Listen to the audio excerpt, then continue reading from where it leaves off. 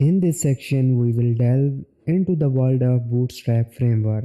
It's essential to understand that while there are various external CSS layout systems, Bootstrap is one of the most popular choices you are likely to encounter.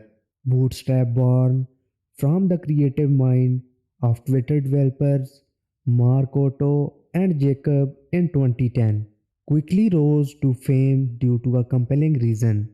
Its treasure trove of pre-made CSS files, and these files can be effortlessly integrated into your project, granting access to a wealth of pre-built components and styles. For example, you can transform simple HTML tags into beautiful styled element with just a few Bootstrap classes. Bootstrap belongs to the category of CSS frameworks, which are essentially pre-made CSS files that can be incorporated into your projects. If you explore Bootstrap's open source repository on GitHub, you will find a comprehensive collection of styling rules and components. These predefined CSS classes can be seamlessly inserted into your HTML, streamlining the design process. A significant driver of Bootstrap popularity is its 12-column layout system built on the solid foundation of Flexbox. This feature simplifies the creation of responsive websites, aligning with the mobile first approach. You will witness how a basic HTML button can be instantly elevated to a stunning pre-styled component by merely including a handful of Bootstrap classes. It's important to note that Bootstrap is just one member of the CSS framework family, while Bootstrap and Foundation are among the most renowned. There are several others like MUI and Tailwind. These frameworks are celebrated for their ability to accelerate web development by offering pre-built components. Despite Bootstrap's dominance, it doesn't negate your prior CSS knowledge.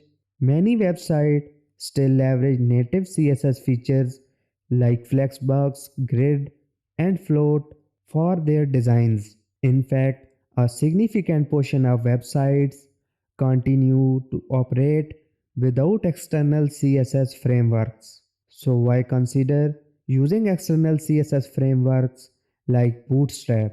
Well, they offer speed and convenience, equipping you with pre-built component, ensuring consistency in your website styling, and providing excellent browser compatibility without the need for extensive testing. However, there are some drawbacks to using frameworks. They can lead to what known as class bloat, where styling accumulates within your HTML files. This contrasts with a cleaner approach such as using Grid or Flexbox, where predefined classes are used sparingly. Customization can also be challenging when working with external CSS frameworks, making them less ideal for projects requiring meticulous control over design. The decision to use CSS frameworks like Bootstrap depends on your project nature. If you are constructing a mobile first responsive website that needs to be deployed quickly and incorporate professionally designed components, Bootstrap is an excellent choice. On the other hand, if you are building a simple website requiring HTML and CSS or a highly customized design, it may be best to not use external CSS frameworks.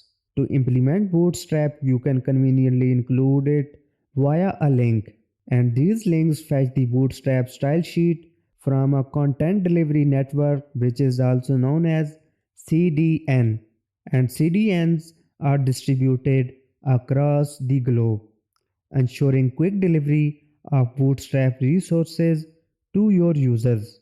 All you need to do as a developer is add the link to your HTML head section, and if you require additional functionality like drop down menus are clickable buttons.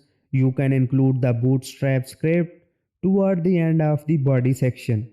In our upcoming video, we will demonstrate the practical application of this knowledge.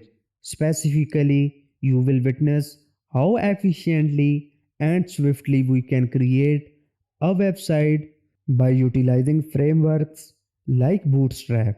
And that is it for today's video. Thanks for watching.